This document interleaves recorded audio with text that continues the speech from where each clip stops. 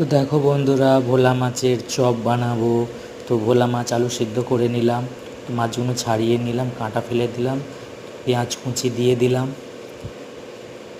কাঁচা লঙ্কা দিলাম, টমেটো দিয়ে দিলাম, গুঁড়ো লঙ্কা দিয়ে দিলাম, দিলাম হলুদ গুঁড়ো, চাট মশলা দিলাম,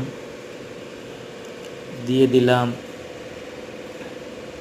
কালো জিরে, দিলাম স্বাদ মতন নুন দিয়ে দিলাম স্বাদ মতন। দেওয়ার পরে ওইতে বেসন ছড়িয়ে দিলাম, যতটা পরিমাণ ততটা বেসন দিতে হবে। তারপরে সব উপকরণগুলোকে মেখে নিলাম।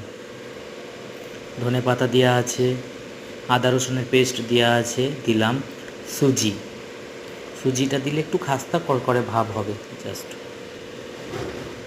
তো এদিকে কড়া বসিয়ে দিয়েছি, তেল দিয়ে দিয়েছি, তেলের কালার চেঞ্জ হয়ে গেল, হালকা নাড়াচাড়া করে দিলাম। তো তারপরে হালকা হালকা করে গোল গোল বানিয়ে নিচ্ছি। গোল গোল বানানোর পর একটা করে তেলের মধ্যে ছেড়ে দিলাম। তো আর একটা বানাচ্ছি,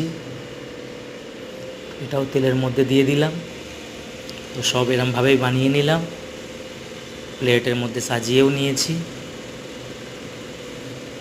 দেখো কত সুন্দর দেখতে লাগছে, লাল লাল পুরো খাস্তা হয়েছে।